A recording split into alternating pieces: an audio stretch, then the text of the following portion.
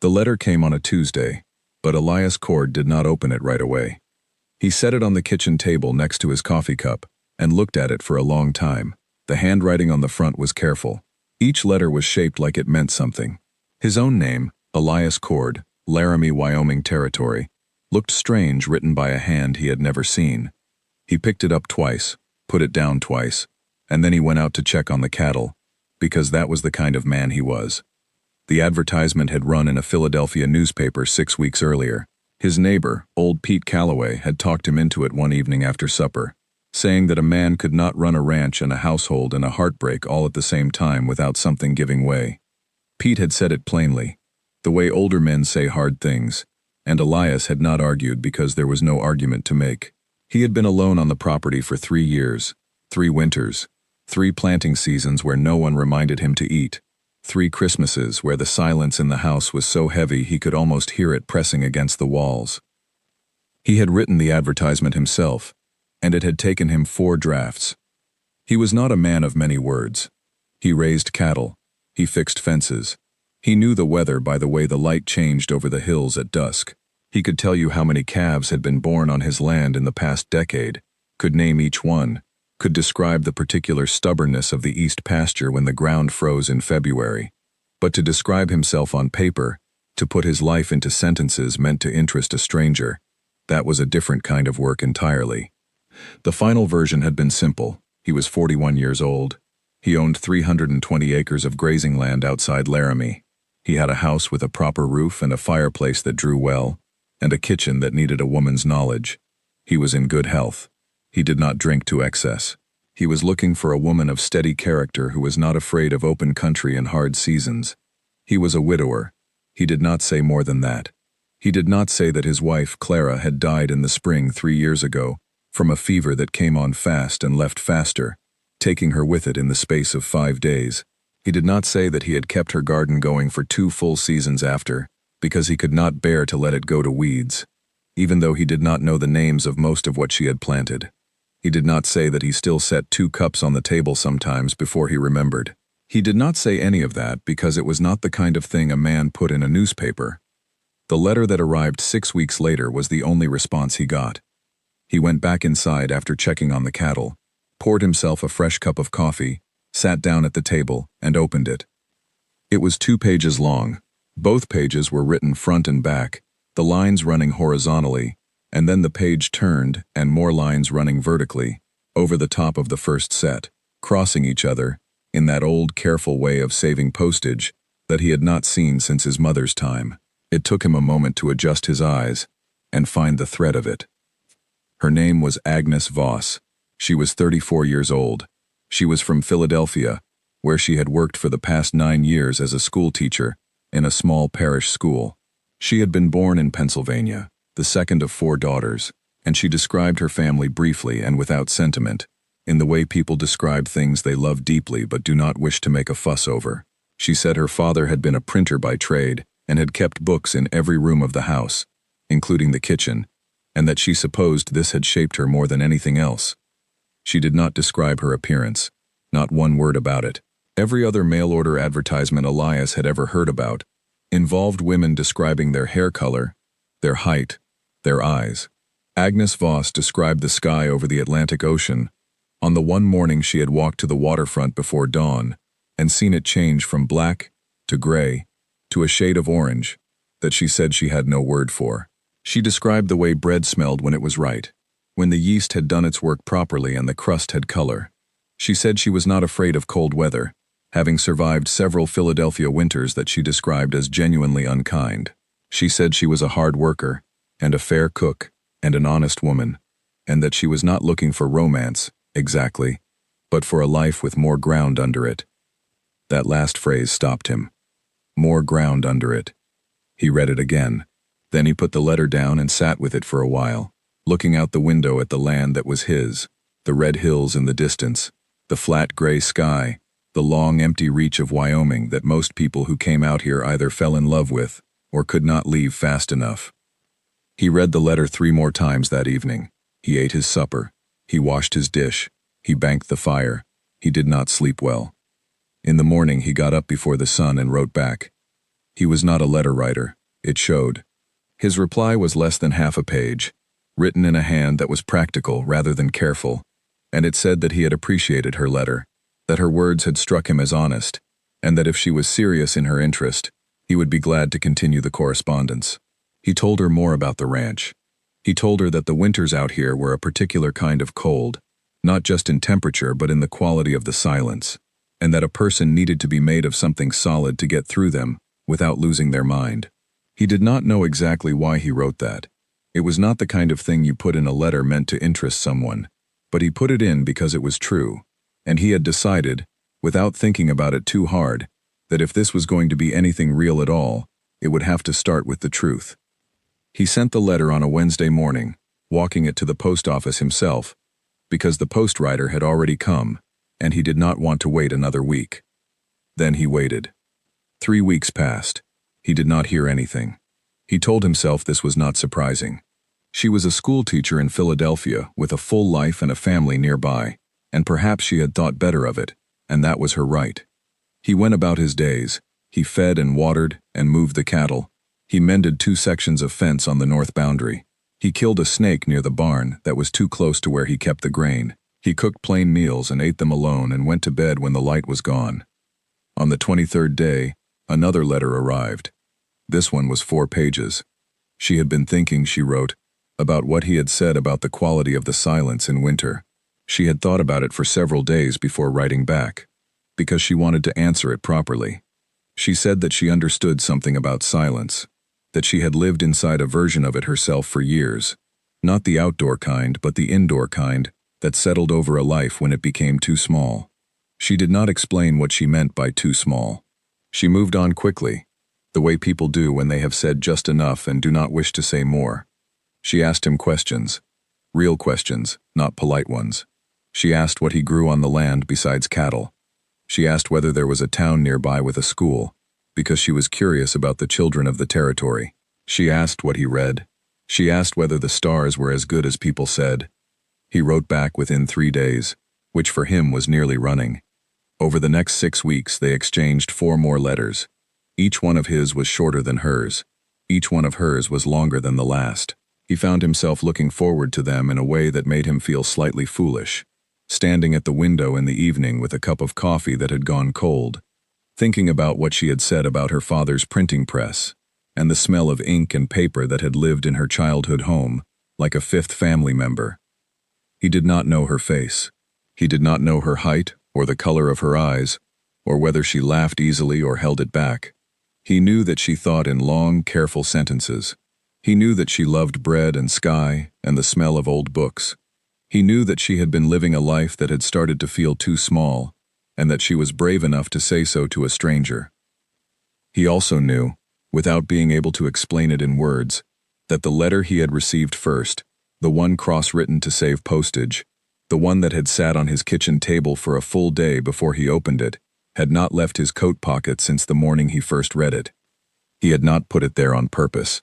It had simply ended up there, the way important things sometimes found their way into the places where you kept what mattered, and he had stopped questioning it after the 2nd or 3rd time he found himself reaching for it without thinking. On the last Thursday of October, he wrote the letter that changed everything. He asked her to come. He did not dress it up. He said that he believed, on the evidence of their correspondence, that she was a serious woman, and that he was a serious man, and that both of them had lost enough time already. He said that if she was willing, he would meet her at the train station in Laramie, on whatever date she named. He said that he could not promise her that Wyoming would be easy, but that he could promise her that the ground was real, and the stars were exactly as good as people said. He sealed the letter. He walked it to the post office. He put it in the postmaster's hands and walked back out into the cold morning air, and stood on the wooden sidewalk for a moment, looking down the long dirt main street of Laramie, and thought that whatever came next, he had done the thing honestly. 2 weeks later, her reply arrived. She named a date.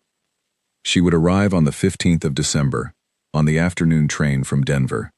She asked him to please not be late, because she had never been west of Pittsburgh and she suspected that arriving alone in a western train station might require more courage than she currently had in reserve.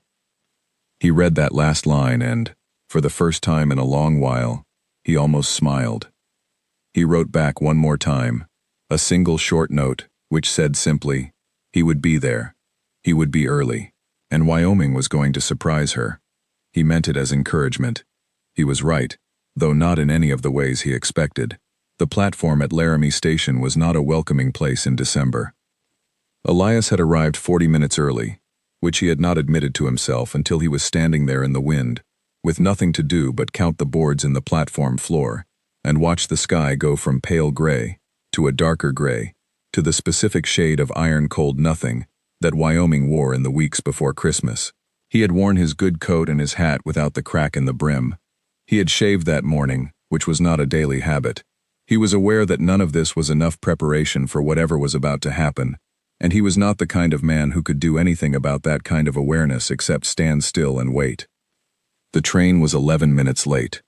He watched the other people on the platform, a family with 2 small boys who ran circles around their father's legs, a cattle broker he recognized from town who nodded at him with the incurious nod of a man who did not need to know other people's business, a young woman, perhaps 19, who paced at the far end of the platform with her arms crossed against the cold, clearly waiting for someone specific, turning every few minutes to look down the track. Elias looked at none of them for very long. He was thinking about the letters. In particular, he was thinking about the phrase Agnes had used in her second letter, the 4-page one, a life with more ground under it. He had understood that phrase the first time he read it, but he had been turning it over ever since, the way you turn a stone over to see what lives under it, and he kept finding new things in it, not just the desire for space, not just the desire to leave, something more like the desire to stand on something solid and know it would hold. He had known that feeling once, before Clara died, the specific confidence of knowing what you were standing on and trusting it. 3 years of being alone had not been kind to that particular confidence.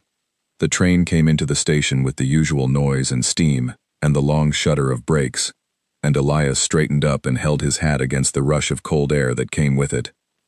The doors opened. People came out. He looked at every woman who stepped onto the platform. There was a tall woman in a green coat, who moved with the certainty of someone who knew exactly where she was going. There was an older woman with a carpet bag who was met immediately by a large family that surrounded her like water closing over a stone. There was a woman with a child on her hip who was already scanning the crowd with the urgent eyes of a mother looking for a particular face. Agnes Voss was the last one off. He knew it was her before she saw him, not because of any description she had given, since she had given none, but because of the way she stood at the top of the train car steps and looked at the platform with the deliberate, careful attention of someone who intended to understand exactly where they had arrived.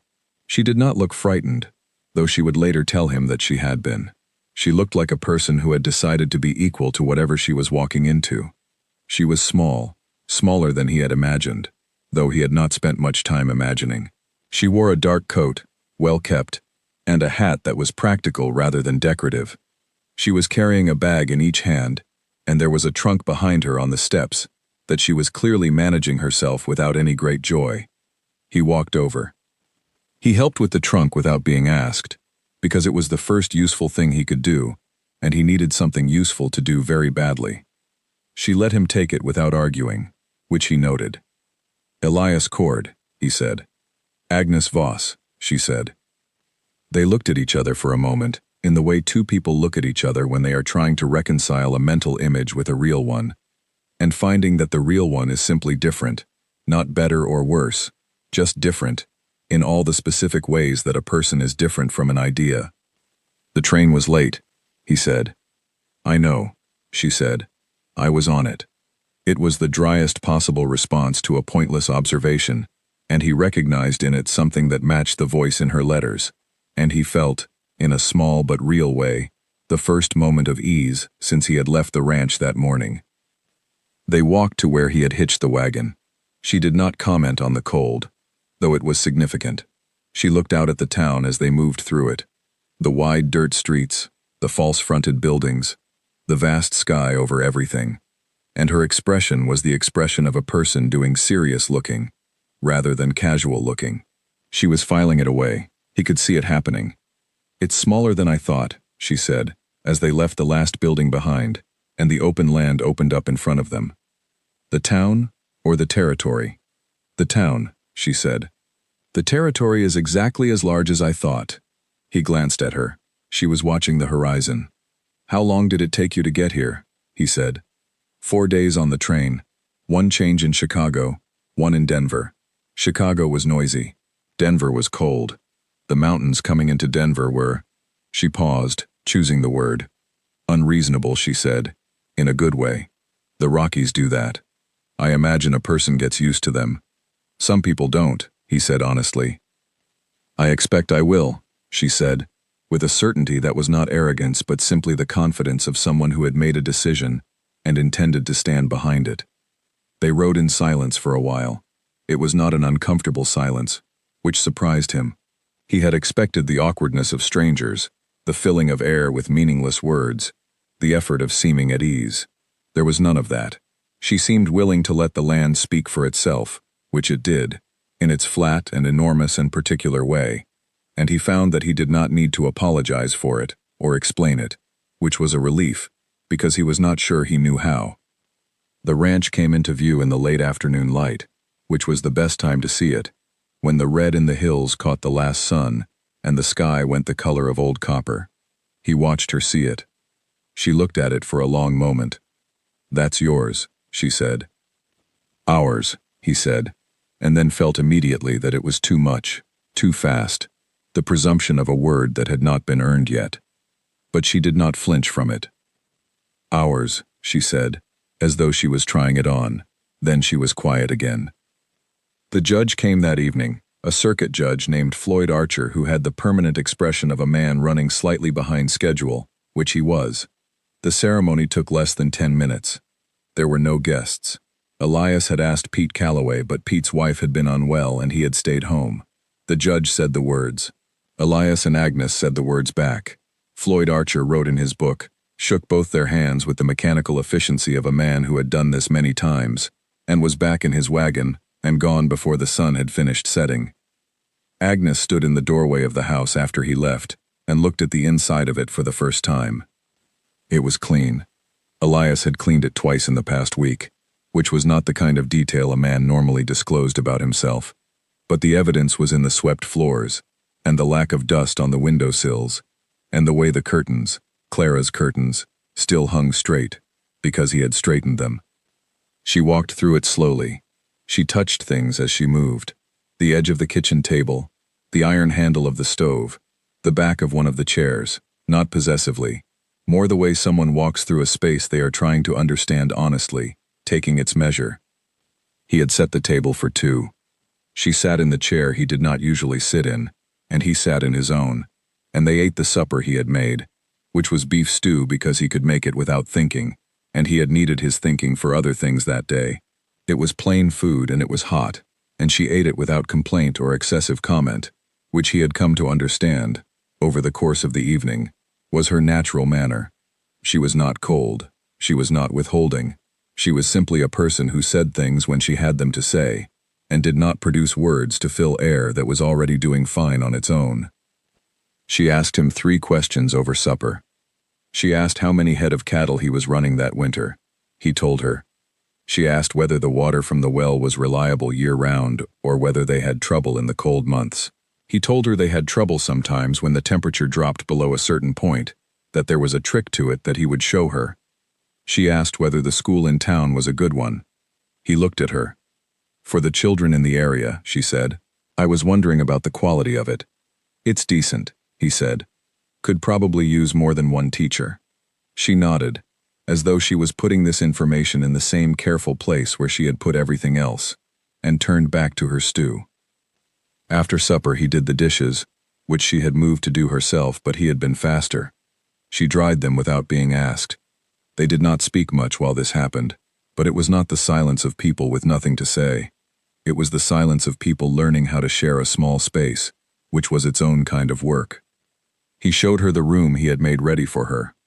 It was the room off the kitchen, the one that had been a storage room before, which he had cleared and cleaned and put a bed in, a real bed with a proper mattress, not just a pallet. He had not thought it appropriate to offer her anything else, until they had had time to simply be two people in the same house and work out what that meant. She looked at the room and said it was fine, which he believed, because she did not seem like a woman who said things she did not mean. He said good night. She said good night. He went to his room. He lay awake for a while, listening to the house, the wind outside, and the particular sounds a house makes in a Wyoming winter, the contractions of the wood, the speaking of the walls. He was used to these sounds. They were company of a kind. But that night he heard something he had not heard in this house for 3 years. Through the wall, the soft, small sound of another person moving, the creak of a chair, the faint scratch of something being set on the table. He did not know what she was doing. He told himself it was none of his business, and closed his eyes, and eventually slept. What he did not know, lying there in the dark, was that on the other side of that wall, Agnes Voss, now Agnes Cord, had opened the trunk that was heavier than it looked. She had lifted out the thing that made it heavy. Not clothes, not dishes, not the practical objects of a woman preparing to begin a life somewhere new. Books. Dozens of them, stacked flat, wrapped carefully in cloth to protect the spines. Journals too, her own, filled front to back in the same cross-written hand that had written his first letter, and at the bottom, under everything, a sheaf of loose pages tied with a string, the kind of pages a person produces over years of writing things they are not ready to show anyone. She had stacked the books on the small table in her room. She had set the journals beside them. She had left the pages tied and tucked them under the mattress for now, because some things needed to wait. Then she had sat at the table with her candle, and opened one of the journals to a blank page. At the top of the page she wrote the date. Below it she wrote 3 words. The ground holds. Then she put her pen down and sat with that for a while, listening to the wind outside, and the strange new sounds of a house that was hers now, and she let herself, just for a moment, believe it. The first week was the hardest, not because of anything said or done wrong, but because learning to live alongside another person after years of solitude required adjustments that went all the way down to the bone. Elias moved through his days differently now. He found himself being conscious of where he set things, of how long he occupied the kitchen in the morning, of the sounds he made coming in from outside at the end of the day, the stomp and scrape of boots, the weight of the door closing. Small things. Things he had never once thought about when he had been the only person in the house to think about them. Agnes moved through her days with the quiet efficiency of someone who had made a decision and was not in the habit of second-guessing her own decisions. She learned the kitchen fast, faster than he expected, not because it was a simple kitchen, but because she approached it the way she seemed to approach everything, with full attention and without hurry. Within 3 days she knew which burner ran hot, which drawer stuck in cold weather, which shelf he kept the salt on, and that the pantry door needed to be lifted slightly on its hinges to close properly. She fixed the pantry door herself on the 4th day, using a screwdriver from the toolbox he kept near the back entrance, and said nothing about it to him.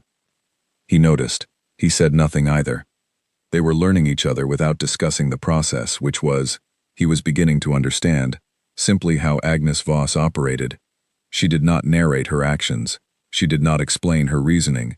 She observed, she thought, she acted, and then she moved on to the next thing.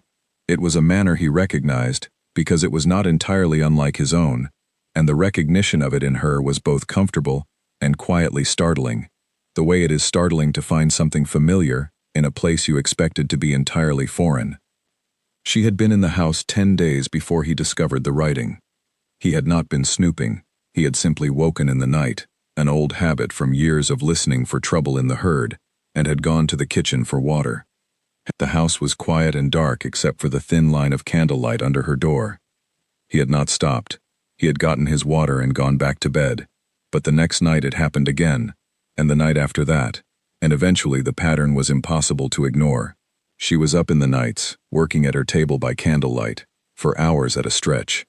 He assumed at first that she was writing letters, to her sisters in Pennsylvania, to colleagues from the school, to the various people a person left behind when they moved across the country. This seemed reasonable. He left it alone. But one night, close to the end of the 2nd week, he passed her window on his way back from checking on a cow who had been off her feed, and the angle of the candlelight through the gap in the curtain gave him a brief, unintentional glimpse of what was on her table. It was not a letter. The page she was working on was already covered in dense writing, top to bottom, and she was still going, her hand moving without pause, her pen moving across the paper with the ease of someone who had been doing this so long that the motion was as natural as breathing. The stack of pages beside her was not small. He went inside and went back to bed and lay looking at the ceiling. He was not sure why the sight of it had stopped him so completely. Perhaps because he had not imagined her as a person who produced that volume of words, though her letters should have told him. Perhaps because there was something in the quality of her concentration, the way her whole body was gathered into it, that struck him as belonging to something private and important, the way a person in prayer looks, gathered into a purpose that is entirely their own. He did not ask her about it. This was not entirely comfortable for him. He was a direct man, not a subtle one, and not asking about things he had noticed was a form of discipline that required effort. But something in him recognized that this was not the kind of thing you opened with a question. Whatever she was doing in those night hours was hers.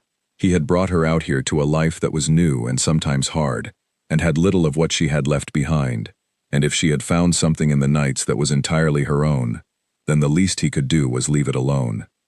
The days were easier than the nights, in terms of simple logistics, because the days had work in them. He had been surprised, though he was starting to think he should stop being surprised by her, by how readily she engaged with the work of the ranch. She did not pretend to know things she did not know, which he found immediately useful and immediately trustworthy. On her second day, she had asked him to walk her through the full layout of the property, so she understood what they had and where it was. He had done this, taking her through the barn, the storage shed, the root cellar, the fence lines she could see from the house, explaining as he went. She had listened without interrupting, asked several precise questions at the end, and not asked any question twice. She learned to manage the stove for the full range of cooking it required in cold weather, which was a daily negotiation between temperature and fuel that Clara had understood, and that he had been imperfect at managing on his own. She learned which of the nearest 3 neighbors were reliable in a difficulty, and which were more talk than usefulness, a distinction he gave her early because it was practical. She began, in the 3rd week, to take over the accounts book, not because he had asked her to, but because she had found it on the shelf, looked through it with a schoolteacher's eye for numbers, and identified 2 arithmetic errors and 1 overcharge from the feed merchant in town that had been sitting uncorrected for 8 months. She mentioned the overcharge at supper one evening, showing him the page, pointing to the figures. He looked at them. He looked at her. "I'll go in on Thursday," he said. "You should," she said, and turned back to her meal. He went in on Thursday. The merchant was embarrassed. Elias came home with the corrected amount and put it on the kitchen table without comment. Agnes put it in the accounts book without comment. This was the closest thing to a celebration either of them felt the moment required. It was not a romantic life. He had not promised her romance, and she had not asked for it, and the absence of it was not an absence of warmth exactly, but a kind of steadiness, a daily working alongside each other that was honest and functional, and occasionally something more than that. Some evenings when the work was done and the fire was good and she would read aloud from whatever book she was making her way through at the time, her voice in the firelit room while he repaired leather, or checked figures, or simply sat, and the house felt inhabited in a way it had not felt for 3 years. He was grateful for it. He did not know how to say so. He was not sure she needed him to. On the 22nd day of her being there, a hard frost came down that locked the water in the upper pipes. He was up at 4 in the morning dealing with it, and when he came back inside at 6, cold through to the center of himself, she had already built the kitchen fire up, and there was hot coffee on the stove and eggs on the pan. She did not say anything when he came in. She set a cup in front of him. He sat down and wrapped his hands around it. "Pipes are clear," he said. "Good," she said. He drank the coffee. She made toast. At some point in those early quiet minutes of the frozen morning, something shifted in the quality of the silence between them. It was not sudden and it was not dramatic. It was simply the feeling of 2 people who have been careful with each other, beginning, without announcement, to be slightly less careful. Like the ice on a window pane when the fire has been going long enough, you do not see the moment it becomes water. You simply notice, at some point, that it already has. She was at her table again that night. He knew it because he had stopped sleeping as deeply as he once had, attuned now to the particular sound of her chair pulling back from the table, the particular rhythm of her pen when she was working quickly, which was different from when she was thinking, a difference he could hear through the wall with an embarrassing precision that he did not examine too closely.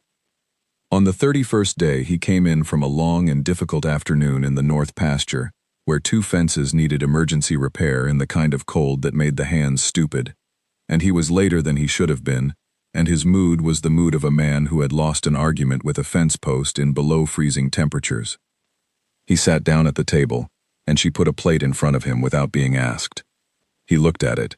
Then he looked at her. "How are you finding it?" he said. It was not a question he had asked before. He had not wanted to ask before. The way you do not want to press on a thing that is working until you are more sure of how it is working. She sat down across from him with her own plate. "I like the mornings," she said. "The light is extraordinary. I have never seen light like that." He nodded. The morning light in Wyoming was one of those things that people who had not seen it could not be told about. You simply had to be in it. "And the rest of it?" he said. She thought about this with the careful consideration she brought to any question worth answering. "The work is more physical than I was prepared for," she said. "My hands are different from what they were. My back too." She said this without complaint. She was simply describing a fact. "That changes," he said. "I expect it does." She ate for a moment. "I miss the school," she said. "The children. I miss having children to teach." He nodded. "There are children in town who need teaching," he said. "The school is not well staffed. I told you that when you asked." She looked at him. "You would not mind," she said. "I would mind not having you here every minute," he said, which was more honest than he intended, and he felt it afterward in the warmth that came up the back of his neck. "But I would not mind," he said. She looked at him for a moment longer than was usual for her, with an expression he could not quite name, and then she looked back at her plate. "I am going to tell you something," she said. He waited. "I write," she said. "Not letters. I write letters too, but I write other things, stories, essays, things I have been writing for a long time." She said this carefully, not as a confession, but as a fact she was placing on the table between them to see how it sat there. "I write at night because the days are full. I have been writing at night for most of my adult life. I do not know how to not do it." He looked at her. "I know," he said. She was quiet for a moment. "The window," he said. "One night, about 2 weeks ago, I was checking on a cow. I did not mean to see." She absorbed this with the directness of a person who does not have the patience for being embarrassed by truth. "And," she said. "And nothing," he said. "It is your time and your business." She looked at him with that same expression from a moment ago, the one he could not quite name but was beginning to think he recognized. "Most men," she said, and then she stopped and did not finish the sentence, because the sentence, if finished, would have told him more than she was ready to tell tonight. He did not push her to finish it. He ate his supper. She ate hers. The fire shifted in the grate. Outside, the Wyoming night pressed against the windows in its vast and impartial way, and the house held against it the way it always had, and inside the house, 2 people who had arrived as strangers sat across a table from each other, and were, without either of them having exactly decided to be, somewhere further along the road than strangers. After supper he washed the dishes. She dried them. This was what they did. He went to bed. She went to her table. But that night, as he lay in the dark listening through the wall, he heard something different. Not the steady, confident rhythm of someone deep in their work. Something slower, more deliberate. The sound of a person not writing quickly but choosing each word with care, the way you choose each word when you are writing something for a particular reader. He did not know that for a fact. But he felt it in the way you feel, a change in the weather before you can see it, somewhere below the level of knowing, in the part of a person that has learned to pay attention. The calf was born in the wrong position at 2 in the morning, on the 9th of January. Elias had been out since midnight, he and the cow both working against a situation that had no good outcome in it, only better and worse ones, and the cold was the kind that made the lantern light feel thin and useless against the dark. He did everything that could be done, He worked carefully and without panic, with the steadiness of someone who had done this before and knew that panic used energy that the work needed. But in the end, the calf did not make it, and the cow was exhausted and needed watching for the rest of the night, and Elias sat in the hay beside her in the lantern light and felt the specific failure of a man who has done everything right and still lost. He came back to the house at 5:30. He was carrying the failure of the night the way you carry something that has no shape, that distributes itself throughout the body and makes everything heavier. His hands were cold, past the stage where they ached, and into the stage where they simply did not feel like his. His coat had hay on it, and worse than hay. His face was set in the expression of a man who is not going to let the thing he is feeling be seen on his face, which is its own kind of expression, and entirely visible to anyone paying attention. Agnes was at the kitchen table. She was not in her room. She was at the kitchen table, which was where she slept sometimes when the candle burned late, and the work pulled her forward past the hour when moving seemed worth the interruption. But she was not asleep. She was writing, her head bent over the page, her pen going with that particular controlled speed he had come to know through a wall and now could see directly, the motion of a hand that knew what it was doing, and was doing it without having to think about the mechanics of it. She heard him come in. She looked up. She took in the coat, the hay, the cold on his face, the set of his jaw. She did not ask.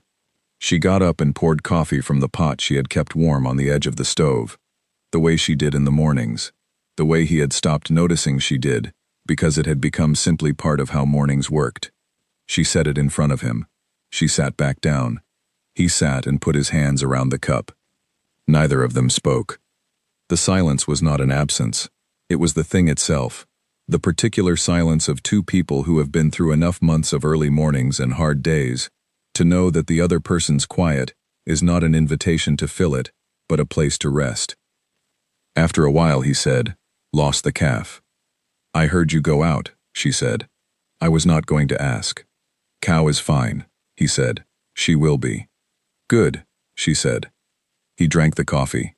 She went back to her writing, not with any gesture of dismissal, but with the naturalness of someone returning to a thing they set down temporarily. The pen went on moving. The fire made its sounds. The cold outside pressed against the windows and did not get in. He watched her writing. He had seen it from across a room before, and through glass, but not from this close, not at this hour, not in this particular quality of firelight that made everything else in the kitchen retreat, and left only her face and her hand, and the page in any kind of clarity. She was not simply producing words. He could see it now, the small pauses that were not hesitation but selection, the slight movement of her lips that meant she was hearing the sentence before she wrote it, the occasional moment where she would read back 3 or 4 lines, and the pen would hover, and then go on, or not go on, the decision made somewhere behind her eyes. He had been living with this for 7 weeks, and he had not let himself think about it directly. That she was not simply a woman who wrote letters and kept a journal, the modest domestic version of a thing most women of her education did. He had been avoiding thinking about it the way you avoid looking at something bright until you are ready for it. She was doing something real. The volume of it, the seriousness of the attention she brought to it, the nightly hours she gave it when the day had already taken everything it was owed. This was not a hobby or a habit. It was a vocation. And she had brought it out here, across 4 days on a train, in a trunk that was heavier than it looked. He did not say any of this out loud, because he did not yet know how. She set her pen down. She picked up a single page from the stack at her left, and looked at it for a moment. Then she set it on the table and pushed it across toward him. He looked at the page. He looked at her. "Read it," she said. It was not a demand. It was permission, and something more than permission, the kind of offering you make when you have decided, quietly and entirely on your own, that the time for holding something back has passed. He picked it up. The light was not perfect, but it was enough. The handwriting was hers. The careful, controlled letters he had first seen on an envelope addressed to Elias Cord, Laramie, Wyoming Territory, and had since seen in letter after letter. But the words on this page were nothing like the words in her letters. It was 19 lines, not long, not a paragraph, not a journal entry, not a record of fact. It was a piece of writing that had a shape to it, that moved in a particular direction and then arrived somewhere, and the arrival was not where he expected to arrive. It described a woman boarding a train, the station, the smell of the platform, the sound of a porter's cart, the woman's hands on the handle of a bag that was lighter than the bag she had left behind. Not a physical bag. He understood this immediately without being told. A bag she had been carrying for years, full of the accumulated weight of a life that had contracted around her, the schoolroom and the small apartment, and the sisters who had married and moved on, and left her with a grief she had not been given the language to name clearly. Only the feeling of it, the daily specific texture of it, the fact of a child she had loved like her own because her brother's wife had been too sick to care for the infant, and Agnes had been the person available, and she had poured herself into that small life for 3 years, and then the mother had recovered, and the child had gone back, and Agnes had been left with the empty space of it, which was not an angry space or a bitter one but simply an empty one, a room-shaped thing inside her, where something had lived for 3 years and then was gone. 19 lines. He read it 4 times. He did not read fast. When he set it down, he held his hands flat on the table and looked at them. "The child," he said. Not a question. "My brother's daughter," she said. "She is 4 now. She does not know me the way she did." She said this with the steadiness of someone who has done all the painful feeling that is available to do on a subject, and come out the other side. Not past it, but carrying it differently. "You left her," he said. He meant this as understanding, not accusation, and she heard it the way he meant it. "She was not mine to keep," Agnes said. "She was always his. I knew that." She paused. Knowing does not help as much as it should. He thought about Clara's garden, which he had tended for 2 full seasons after she was gone, pulling weeds in the evenings because he could not stop doing it, because the doing was the closest available thing to the thing he could not have. He thought about how knowing something and feeling it were 2 processes that ran on entirely separate tracks and rarely kept pace with each other. "No," he said, "it doesn't." She looked at him. He looked at her. The fire shifted. A piece of wood fell and sent up a small shower of sparks that died before they reached anything. "You wrote this," he said, touching the edge of the page. Not a question this time either. The kind of sentence that comes out when a person is trying to hold something in their mind that is slightly larger than what they thought was there. "I have been writing since I was 9 years old," she said. "My father gave me the first journal. He said that a person who could not say a thing out loud could write it instead, and that either way it got said." She looked at the page. "No one has ever thought to ask about it. Not one person in my life, before tonight." He was quiet for a moment. "I should have asked sooner," he said. "You left it alone," she said. Which was better? He thought about this, and thought she was probably right. He picked up the page again, and read the last 3 lines. They described the train pulling away from the station, the woman watching the platform disappear, the feeling of the ground moving under her, which was frightening, and which was also, without contradiction, the feeling she had been waiting for, the first honest movement she had made in years, the first moment of going somewhere rather than staying. "It is good," he said, because it was the truth, and he was not a man who said things that were not the truth. "It is more than good. I do not have the right word for it." She looked at him with an expression he had been seeing for weeks, and had not known how to name, and he understood it now. It was the expression of someone who has spent a long time not being seen, and is not entirely sure what to do now that they are. "There are more," she said, "many more." "I know," he said. "I want to try to publish them," she said. "Not the journals, other things, essays, stories. I have been writing for 25 years, and I have never once sent anything out, because I did not." She stopped, started again. "I was not sure it was permitted," she said. And the word permitted was doing so much work in that sentence that he felt the weight of it. "By who?" he said. She looked at her hands. "By the life I was in," she said. He looked at her. He looked at the page in his hands. He thought about the letters she had written him. The first one cross-written to save postage. The way the voice in it had been unlike any voice he had encountered. The specific gravity of it. A person who thought in whole sentences about real things, who noticed the color of a sky, and found it worth recording, who described the sound of bread like it was information worth preserving. He had known what she was in the first letter. He had not had the language for it, but he had known. "Send them," he said. She looked up. "Whatever you have," he said, "send them out. All of it." She held his eyes for a moment, and something in her face changed, not dramatically, not with tears or a sudden brightness, but in the quiet way a person changes when a long tension goes out of them, the kind of tension so old they have stopped feeling it, and only notice its absence when it lifts. "All right," she said. He set the page down. She picked up her pen. He refilled his coffee, and sat back down, and neither of them spoke for a long time, and outside the Wyoming night was doing what it always did, enormous, and cold, and entirely indifferent.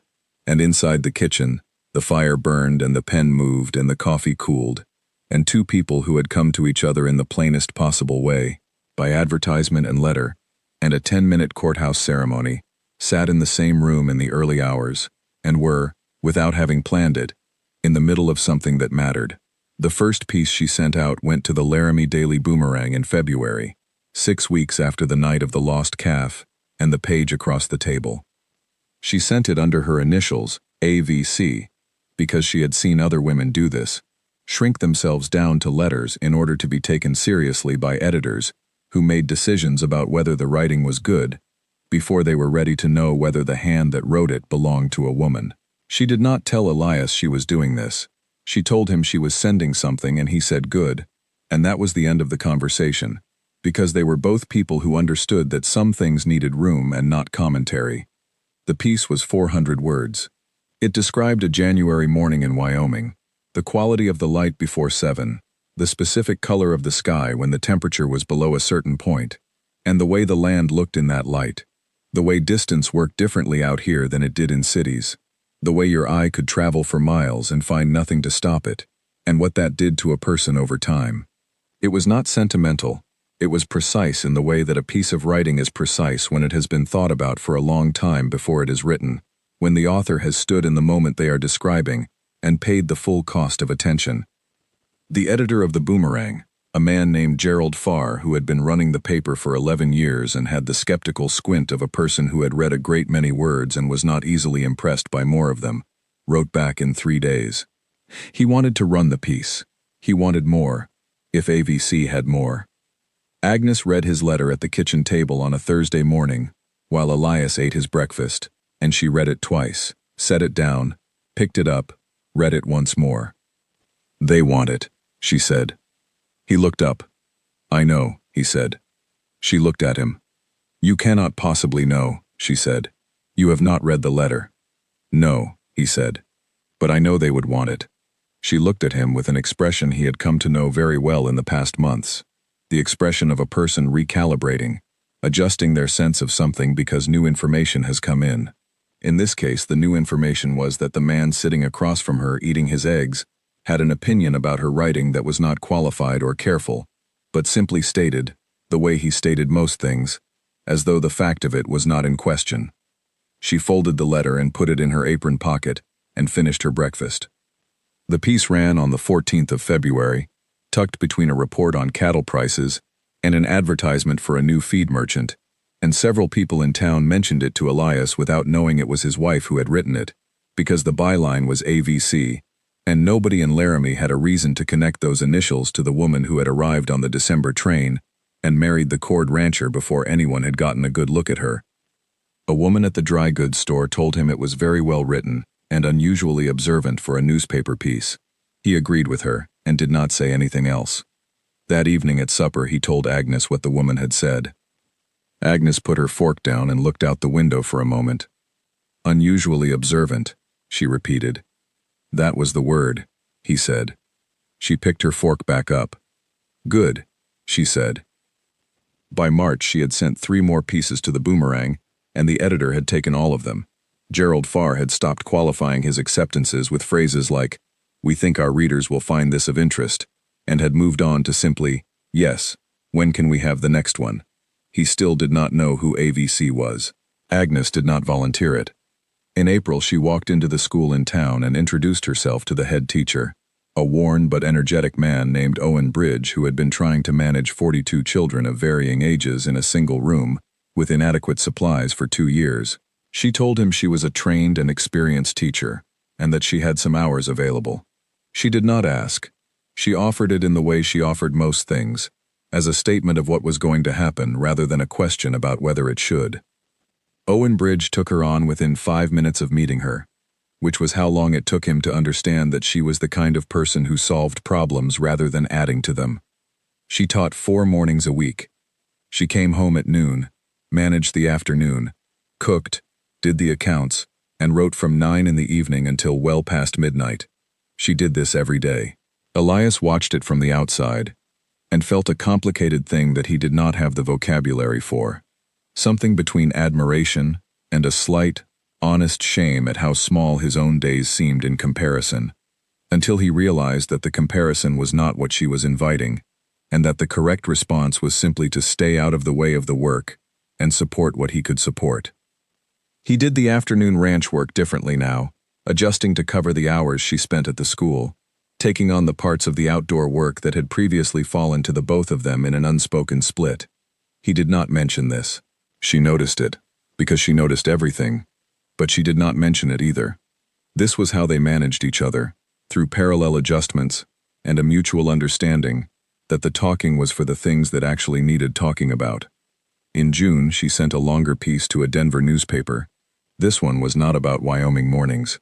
It was about the experience of a woman arriving in a Western territory as a stranger, about the process of learning a landscape that did not care about you, about the difference between the way a city holds you and the way open land leaves you responsible for yourself. It was honest in ways that were not fashionable. It was funny in places that mattered, and quiet in the places where quiet was the only right choice. The Denver paper ran it on the front page of their Saturday supplement. Gerald Farr at the Boomerang saw it, recognized AVC, and wrote to Agnes the next morning to tell her that he was proud to have been the first to publish her, and that he hoped she would not forget the small territorial paper where she had started, now that Denver was involved. She wrote back and told him she was not the kind of person who forgot where she started, which was true, and that she would have something for him within the week, which she did. In August, a letter arrived at the ranch addressed to AVC, care of the Laramie Daily Boomerang, because the Denver supplement had listed that as the contact point for correspondence, and the forwarding had brought it 400 miles and 2 weeks across the territory to end up on the kitchen table on a warm Tuesday morning. The return address was a literary quarterly in Chicago, one of the publications Agnes had read and known the name of for years, the kind of publication where serious writers published serious work and were taken seriously for it. The editor's name was Lawrence Holt. He said that the Denver piece had been brought to his attention by a colleague, and that he had tracked down the earlier Boomerang pieces through some effort and had read all of them. He said that AVC had a voice that was, in his experience, and he had a great deal of it, uncommon. He said he was interested in correspondence and in seeing whatever longer work AVC might have available. Agnes was at the school when the letter arrived. Elias had been out at the north pasture fence and came back in the late morning to find it on the table with the other mail, no indication from the outside of the envelope of what was inside. He saw the return address. He set it down in the center of the table where she would see it when she came home. He did not open it. He had never opened any of her letters. He had made this choice without thinking about it on the day the first response from Gerald Farr arrived, and he had kept to it without needing to remind himself, because it had never felt like a rule so much as a simple fact about who the letters belonged to. Agnes came home at noon, hung her coat, came into the kitchen, and saw the envelope. She picked it up. She read the return address. She set it back down. She washed her hands. She put the kettle on. She sat at the table and opened the envelope and read the letter twice. Elias came in from the yard and saw her at the table with it. She looked up. "A quarterly in Chicago," she said. "They want to see work." He sat down across from her. "Send them everything," he said. "I cannot send them everything," she said. "That would be 25 years of journals and scraps and—" "Send them the best of it," he said. "Send them whatever you think is ready." She looked at the letter again. He says my voice is uncommon, she said, with the tone of a person who has been told something they did not know how to hold yet. He is right, Elias said. She looked at him. You have read 3 pieces, she said. 4, he said. I went to Gerald Farr's office when the 3rd one ran, and asked for back copies. He thought I was just being a neighbor. He paused. He was wrong. The expression that came over her face in that moment was one he had never seen before. Not the careful, self-contained look she had arrived with, or the particular brightness she got when the writing was going well, or the sharp directness she turned on a problem. This was something older and more open, the look of a person who has been seen in the way they most needed to be seen, and did not know that was what they were waiting for. She looked out the window at the land, the summer grass, the red hills in the distance, the enormous and habitual sky. Elias, she said. Yes, he said. I am glad you placed that advertisement, she said. He considered this. I am also glad you were the only one who replied, he said. She returned her eyes to the letter from Chicago. She picked up her pen. She began, right there at the kitchen table in the noon light, to write her response to Lawrence Holt. She would send him 6 pieces. He would take 3 of them, revise 2, and ask for a 4th. The 4th piece, which she wrote in October of that year, sitting at the same table by the same light, would be the one that his colleague in New York read and passed along to an editor at a publishing house who was building a list of voices from the new Western territories. That editor's letter would arrive the following spring and would require a longer response and more thought, and Agnes would write both of these at the kitchen table, because she had stopped writing at night the previous winter, moving the work into the days when possible, when the light was better and the cold was less severe, and Elias was out on the land, and the house was hers to fill with the sound of her pen. She had made this change without commenting on it. He had noticed the change without commenting on it. This was how they did most things. In December, on the 1-year anniversary of her arrival on the afternoon train, Elias came in from the barn at dusk to find supper on the stove, and Agnes at the table not writing but reading, which was rarer, a book laid open flat in that careful way she had with books she loved, as though the pages deserved a certain kind of handling. He washed up. He set the table. She set her book aside, closed it with the same care she had opened it, and they ate supper. After, while she dried the dishes he had washed, she said, 1 year. Yes, he said. It is not what I expected, she said. He handed her another dish. Better or worse, he said. She dried the dish. She thought about it in the genuine way she thought about things, not for form, but because the question deserved a real answer. Different, she said. I did not know what to expect. I expected difficulty, and I found that. I expected strangeness, and I found that too. She put the dish away. I did not expect to find the thing I was looking for when I could not even name it. He handed her the last dish. The ground under it, he said. She was still for a moment. Yes, she said. Exactly that. He had remembered her phrase from the first letter without ever saying so.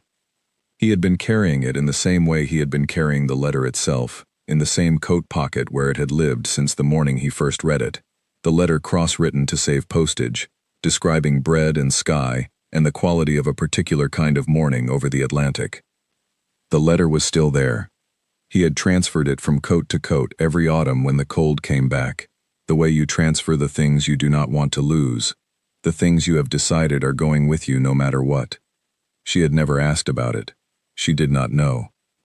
He thought about telling her that evening, and then he thought that some things were better carried than explained, better kept as the private evidence of the moment they came from, the evidence of a man reading a piece of paper on a kitchen table in October, and knowing, without the word for it yet, that this was a person worth writing back to. Outside, the Wyoming December was doing its usual serious work against the walls of the house, and the house was doing its usual work of not giving way to it, and inside, 2 people who had built something real between them out of plain materials and steady effort, moved through the evening, in the easy grammar of people who have learned each other's silences, and found them livable. She went back to her book. He banked the fire. She read until 10. Then she went to her desk, and opened her journal, and wrote for a while, And then she crossed the hall and knocked once on his door, because that was a choice they had made 6 months ago, and made every evening now, quietly and without ceremony, the way they made most of their real choices. He opened the door. The night went on outside. In the morning she would write. In the morning the light would come up over the red hills in the color that she had been trying to name since December of the previous year, and had still not found the right word for, though she was closer than she had been, and the land would be exactly as large as it always was, and the sky would be the same unreasonable sky that had surprised her when she arrived, and had not stopped surprising her since. She would describe it. She would find the words. She had always found the words, even when the world she was in had not thought to ask for them, and now she was in a world that asked, and the asking was its own kind of country, one she had not known she was traveling toward until she was already standing in it, with the ground solid under her feet and the horizon very far away, and no intention in the world of looking back.